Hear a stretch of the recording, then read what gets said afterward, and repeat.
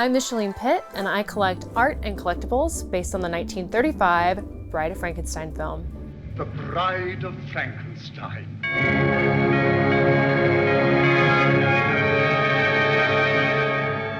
I saw the Bride of Frankenstein film with my grandfather, so that's the first time I saw it. I had a direct connection with like the old classic monsters because they weren't normal. There's always something wrong with them, and I always felt like that was me. I want friend like me. So she was the first time I saw a girl that was a monster. That was the beginning of my obsession with the Bride of Frankenstein. You know, the Bride of Frankenstein is actually a comedy when you really watch it. Like, it's so goofy, it's a little frustrating. Oh, go bite your tongue off. And she's barely in it, which is also frustrating too. So you have this iconic character and she's like in it for like 2 seconds. So essentially, Dr. Frankenstein tries to make him a mate. She's alive! Alive! Doesn't go well. Hits the fan. There's a really annoying lady from the town who's like yelling too much.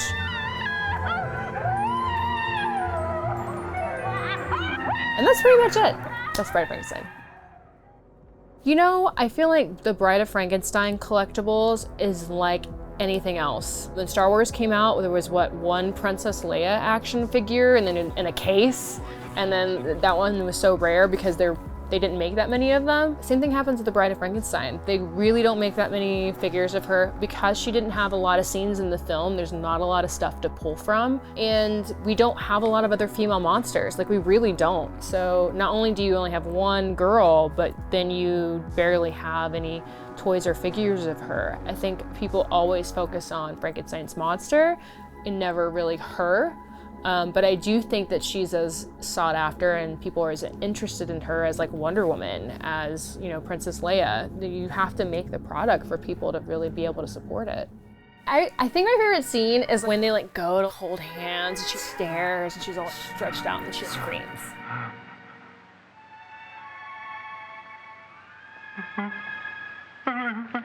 I think that like her reaction and that scream is just so amazing, and her hair is kind of moving a little bit. It's such a cool shot. As a little kid, she was like the first female monster I've seen, so I really wanted to be her. Like, you could not find the wig anywhere. All you could find was like a really like $5 Lily Munster wig. It had like the white streaks in it. I got it. I wore it around the house when it wasn't Halloween. Because every evening is Halloween at the Munsters. There were just no costumes. So I got like a really like Ben Cooper vampire costume. I think that's as close as I ever got to Bride of Frankenstein. But they reissued the same masks like over and over again. They would have the molds and just reissue them. And this, I believe came out in the 70s.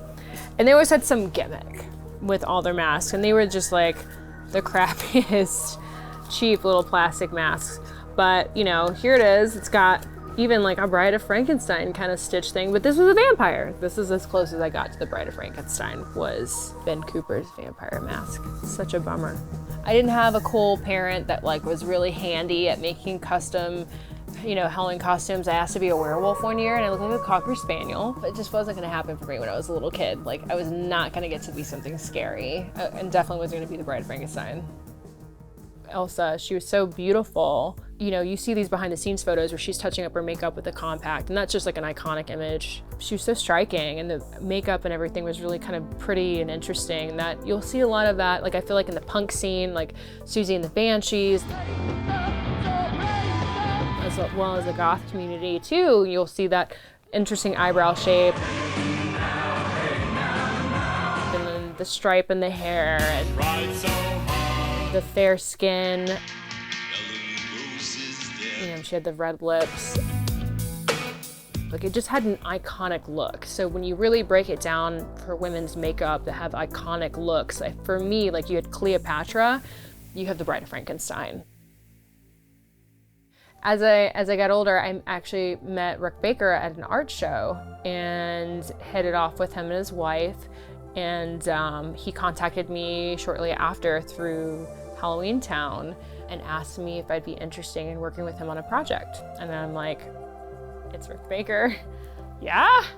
Who doesn't want to work with Rick Baker? I mean, you'd be stupid to say no. So after I'm done crying and freaking out and screaming, because that all happens at the same time, I said yes, of course. And then come to find out, not only am I working with Rick Baker, but Rick Baker is going to make me his version of the Bride of Frankenstein. Cut to going and having meetings with him, sending him pictures, him doing sketches, doing a fitting custom dress and outfit and wig made. The wig was made by his wife, and Lou and Dave Elsey worked on the dress as well. It was completely custom made to fit me.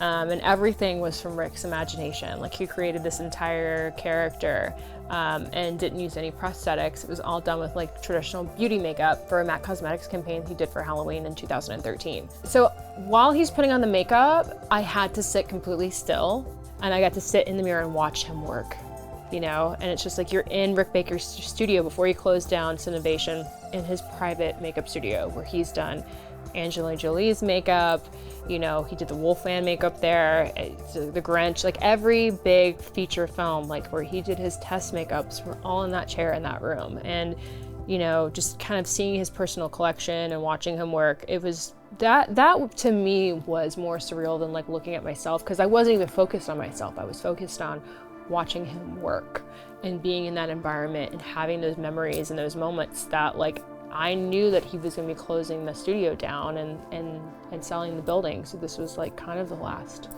hurrah there for him. It was like Maleficent was done. It was already like being shot and taken care of. So like this was his last project.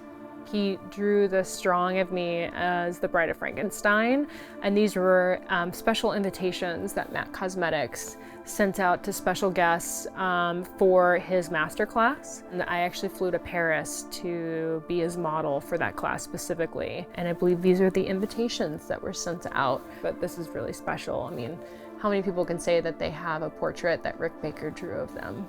It's pretty great. He's one of my heroes. Definitely. He's just the most lovely and talented person you'll ever meet. He's wonderful. And his wife is fantastic. So yeah, I mean, I can never do the Bride of Frankenstein because I can't top that. Like, how do you top Rick Baker making you into the Bride of Frankenstein? You can't. It's like so intimidating. There's the original Bride of Frankenstein, and then there's Rick Baker's Bride of Frankenstein that I got to be. So I kind of win, guys. I think I do.